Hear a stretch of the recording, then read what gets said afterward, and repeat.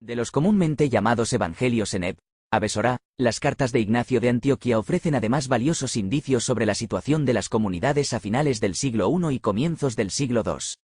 La información sobre la vida de Ignacio proviene principalmente de sus cartas. A través de ellas se conocen algunos datos fundamentales de su persona, como que era supervisor de Antioquía o que fue condenado a morir en Roma.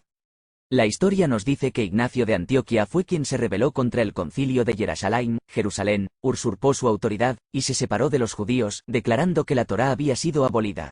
Saúl, comúnmente llamado Pablo, le dijo a los Éfesos en su carta de los Efesios en su última visita con ellos: tened cuidado de vosotros mismos y de todo el rebaño en que el Ruach HK o con acento agudo des, espíritu de santidad, os puso por Pekdei, supervisores, para apacentar la asamblea de Elohim, que adquirió mediante su propia sangre.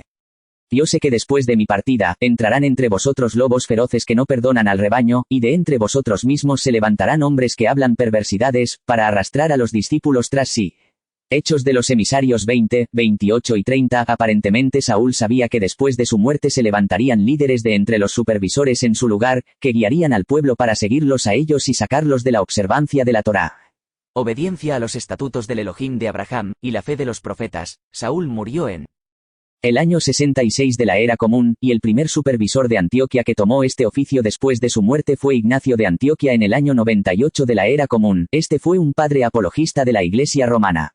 Ignacio cumplió con las palabras de Saúl que dijera en Hechos 20, 28, 30 con toda precisión, y casi como un cumplimiento profético de que vendrían lobos rapaces a adulterar la Sagrada Escritura, y así fue, después de tomar el oficio de supervisor. Sobre Antioquía, Ignacio envió una serie de cartas a las asambleas enseñando a no obedecer a la Torá, ni los mandamientos de Elohim, sino a seguir y obedecer al supervisor, que en ese entonces era él, como si fuera el mismo Masías, que apostasia más grande, y a abandonar la observancia del Sabbat, séptimo día.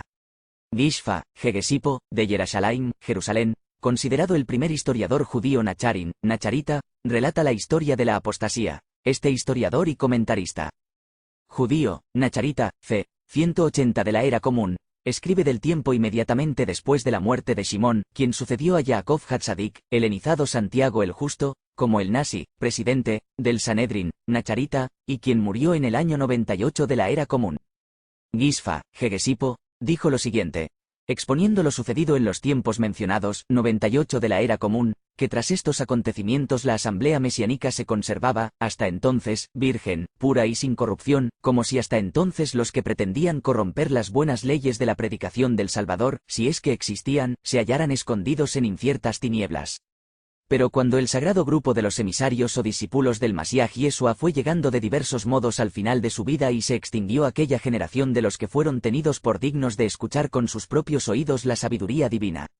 Empezó entonces la formación del errar contrario a Elohim a través de la estratagema de los falsos maestros, quienes viendo que no quedaba ninguno de los emisarios, a partir de entonces, con la cabeza ya descubierta, han pretendido contraponer a la predicación de la verdad la predicación de la falsamente llamada conocimiento. Gishfa, Hegesipo.